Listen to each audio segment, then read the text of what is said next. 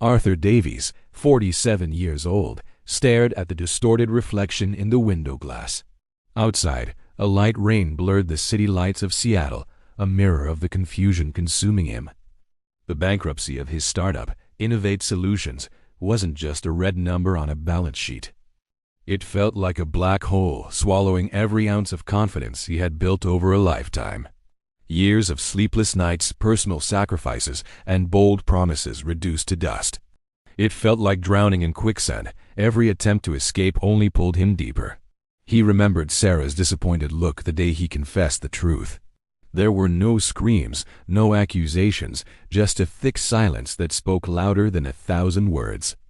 The supportive messages from his friends on LinkedIn felt like premature obituaries.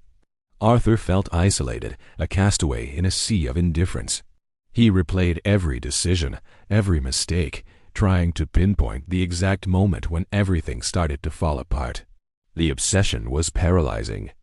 He wondered if he was still the same man who once dared to dream of changing the world.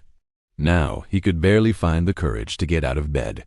Shame hung over him like a heavy blanket, suffocating. The idea of looking for a new job, facing interviews and questionnaire, felt unbearable. He felt branded, like a loser with a giant L stamped on his forehead. Arthur spent his days locked in his home office, lost in spreadsheets and reports that no longer mattered. The emptiness was deafening. He even felt jealous of ordinary people, those who had never chased big ambitions and therefore never risked falling this hard. He felt trapped in a vicious cycle of self-criticism and hopelessness. Had failure defined him forever? One afternoon, almost against his will, Arthur decided to go for a walk. The rain had stopped, and the air felt fresh. Walking through the streets, he felt like an intruder among normal people, with their carefree smiles and lively conversations. Passing by a small park, he noticed a group of children playing with a model airplane. One little boy in particular caught his attention. The boy ran with excitement, trying to make the plane fly, but it kept crashing to the ground. Arthur felt the sting of recognition in the boy's frustration. Suddenly, the boy tripped and fell, scraping his knee. He started crying. Arthur, hesitant, approached. "Are you okay?" he asked, his voice hoarse from days of silence. Through sobs, the boy said he was fine, but the plane wouldn't fly. Arthur knelt down and examined the toy plane. He noticed that one of the wings wasn't properly attached. Carefully, he adjusted it and explained how to hold the plane and launch it with strength and precision.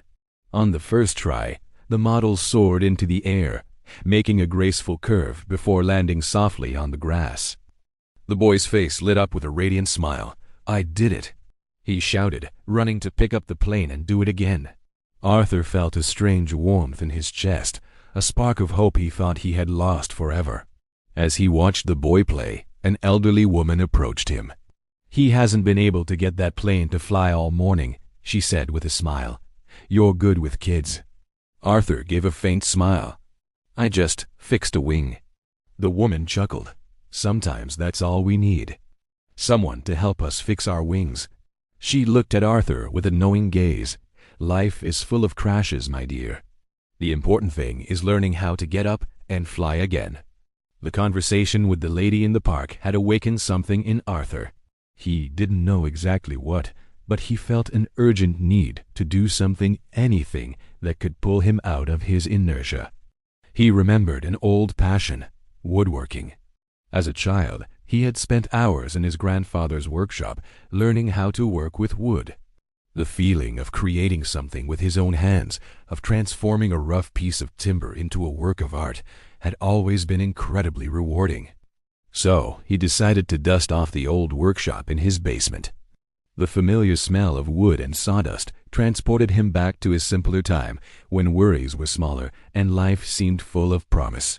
Arthur started working on small projects, a toolbox, a picture frame, a garden bench.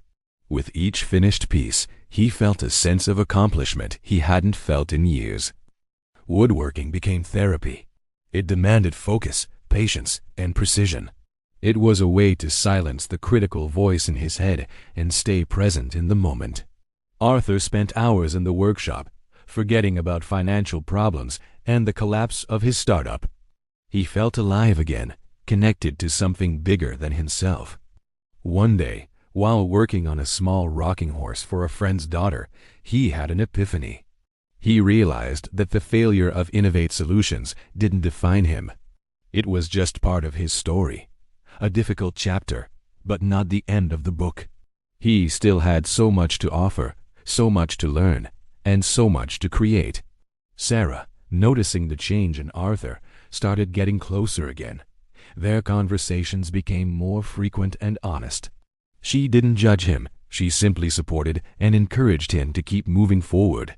One day, Sarah mentioned how hard it was to find solid wood furniture with modern design at an affordable price. She had searched in several stores, but nothing felt right. Arthur had an idea. "What if I made the furniture for our house?" he asked. Sarah smiled. "I'd love that." Arthur began designing and building the pieces. He used reclaimed wood, giving new life to discarded materials. His creations were original, functional, and beautiful. The house gained a new look, a warmth and personality it never had before. Friends and neighbors started complimenting the furniture and placing orders. Hesitant at first, Arthur accepted the first requests. What had started as therapy became a new opportunity. He built a website and began promoting his work on social media. To his surprise, demand grew quickly. Arthur soon faced a new challenge, turning his hobby into a sustainable business. He encountered difficulties learning how to price his products, manage inventory, deal with clients and suppliers. It was a whole new world for him, but this time he wasn't alone. Sarah helped with administration and sales.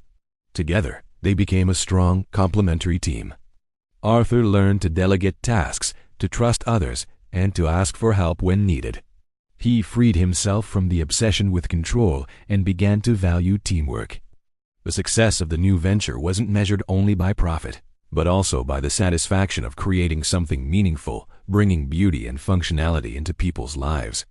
Arthur felt grateful for his second chance. He had learned valuable lessons from the failure of Innovate Solutions. He became more humble, more resilient, and more focused on what truly mattered. He no longer dreamed of changing the world, just of making a difference in people's lives. Woodworking was more than a business. It was his way of expressing himself, a legacy he hoped to leave for future generations. One day, Arthur found himself staring at the mirror again. But this time, the reflection wasn't that of a defeated man. It was the face of a craftsman, an entrepreneur, and a survivor. He saw expression lines that told stories of resilience and scars that symbolized strength. He recognized a man who had stumbled and fallen, but had found the strength to get back up and move forward. Arthur smiled at the mirror. "You did it," he whispered. He had finally forgiven himself for the failure of Innovate Solutions. He understood now that failure wasn't the end. It was a lesson, a stepping stone toward a new journey. He had embraced vulnerability and imperfection. Freed from the need to be flawless, he learned to value authenticity. Arthur realized that true success isn't about avoiding falls. It's about learning how to dance in the rain. He had turned pain into art, frustration into creativity, and failure into opportunity. Woodworking had become his new passion, his new life purpose. He felt fulfilled, happy, and grateful for the chance to start over. Years passed. Arthur's workshop grew into a successful and well-known business. His furniture was sold in multiple stores, and some pieces earned the status of art, even making their way into galleries. He had built a brand known for quality, design, and sustainability. Arthur never forgot the lessons he learned from failure. He started mentoring young entrepreneurs, sharing his experiences and encouraging them to pursue their dreams. He created a training program for young people in vulnerable social situations, teaching them the craft of woodworking and offering them a chance to build a better future. Arthur felt proud of the legacy he was creating. He had turned his pain into hope, his failure into inspiration, and his story into an example of overcoming adversity. The bankruptcy of Innovate Solutions was no longer a source of shame. It had become a constant reminder of his strength and resilience. He had learned that failure isn't the end. It's proof that you tried. And sometimes you need to lose everything to discover what truly matters. Now at 60, Arthur sat on the porch of his house, watching the sunset. The light rain in Seattle remained a constant, but it no longer bothered him. He had learned to see beauty in imperfection, the value of resilience, and the importance of living in the present. Sarah was beside him, holding his hand. Together, they had built a full and meaningful life. Woodworking was still his passion, but he no longer spent as much time on manual work. His focus now was inspiring and mentoring the next generation of artisans and entrepreneurs. Arthur knew his story was just one small note in an unfinished symphony. He had learned that life is a constant journey of learning and transformation. He didn't have all the answers, but he knew what mattered most. To keep trying, to keep creating, and to keep loving. Failures are inevitable, but hope must be inexhaustible. In the end, that's what really matters. He had found inner peace and acceptance. He had learned to love himself with all his imperfections and scars.